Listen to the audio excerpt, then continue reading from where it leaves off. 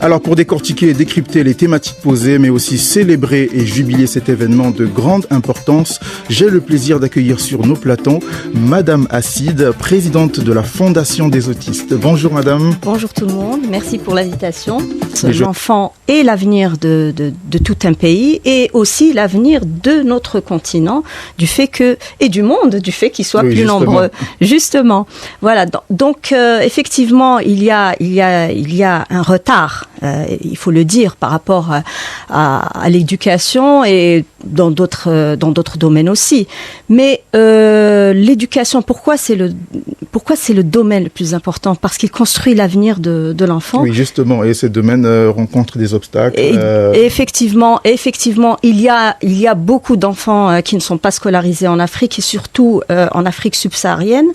Et il faut dire que les derniers chiffres évoquent l'Algérie et l'Afrique du Sud comme étant les pays les plus avancés en matière d'éducation, d'infrastructures, etc.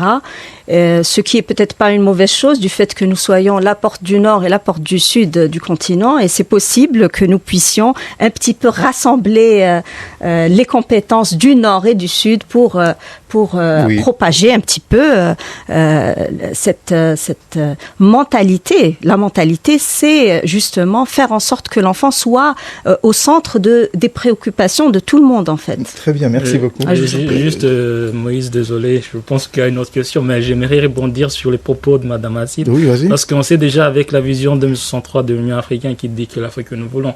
En fait, il y a une phrase que moi j'adore le plus, que j'aime toujours partager. C'est cette phrase que mon père m'avait partagée en disant « Samuel, si tu veux bâtir quelque chose, il faut bâtir sur du roc et non pas sur du sable. » En fait, l'enfant est le roc du continent africain. Exactement. Parce que si on structure bien le roc de notre cher continent qui est l'Afrique avec nos enfants, on va bâtir ce que nous voulons de l'Afrique. Investir dans l'enfance, c'est investir dans l'avenir. Bienvenue à tous, chers auditeurs, sur Ifriqiya FM. Nous allons conclure par une question. La question, je la pose à tout le monde, mais je vais commencer par Madame Acide.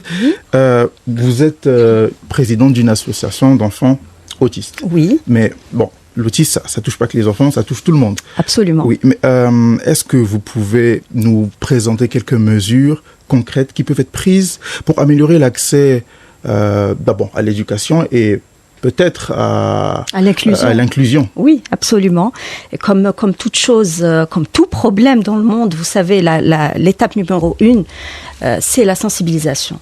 Donc, ce qu'il faut d'abord, c'est de sensibiliser les aidants directs comme les familles, les parents, déjà pour leur expliquer la situation, c'est-à-dire pourquoi leur enfant est différent. Ensuite, vous avez tout l'environnement social qu'il faut aussi sensibiliser avant de pouvoir faire changer les choses. Mais ce qui est bien, c'est que nous sommes tous optimistes. Nous avons, comme a dit Samuel, des perspectives prometteuses du fait que pardonnez-moi l'expression, du fait que nous soyons un petit peu en retard, je parle de notre continent, l'Algérie incluse, le fait que nous soyons en retard, nous pouvons prendre soit le train en marche, donc gagner beaucoup de temps. Il ne faut pas commettre l'erreur de revenir vers un passé dans lequel d'autres qui sont en avance se sont trompés. Donc voilà, donc nous devons faire très attention, nous devons être ouverts sur le monde, ne pas être fermés sur nous-mêmes pour pouvoir corriger les erreurs des autres aussi.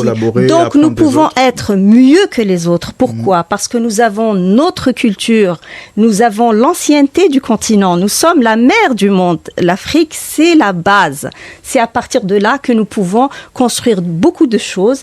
Dans la diversité, évidemment, c'est ce qui fait notre richesse d'ailleurs par rapport aux autres continents. Et donc nous avons beaucoup d'avantages. Et pour revenir à la question très importante de l'autisme, puisque ça me concerne, il faut dire que l'année qui concernait l'inclusion pour les enfants à besoins spécifiques, c'était en 2022. Elle a été décrétée par l'Union africaine. Cette année, c'est l'éducation pour tous, donc quel qu'il soit, quel que soit leur emplacement géographique, leurs différences, leur handicap, etc. Les perspectives, évidemment, elles sont liées à tout ce qu'on vient d'évoquer dans cette émission, c'est-à-dire la transformation numérique, pour ce qui est de la connectivité, c'est très important dans l'éducation. On pourra aussi aller plus vite grâce à la technologie. On va gagner beaucoup de temps pour propager un petit peu l'enseignement.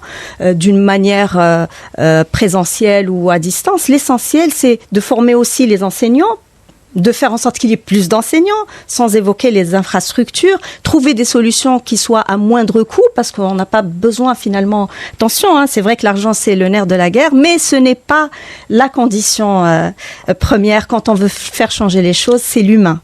Très bien. Juste rebondir sur ça. Il y a une petite phrase, je ne vais pas beaucoup parler. Il y a une phrase qui avait dit, pour changer le monde, en fait, c'est vrai qu'on a besoin des gens qualifiés, mais on a besoin des gens disposés. Absolument. L'heure est venue, Farah. Oui, plus que jamais. Et de toute façon, comme dit le dicton, il n'est jamais trop tard pour bien faire. Donc, l'heure est venue pour prendre en main ce dossier très important qui est l'éducation.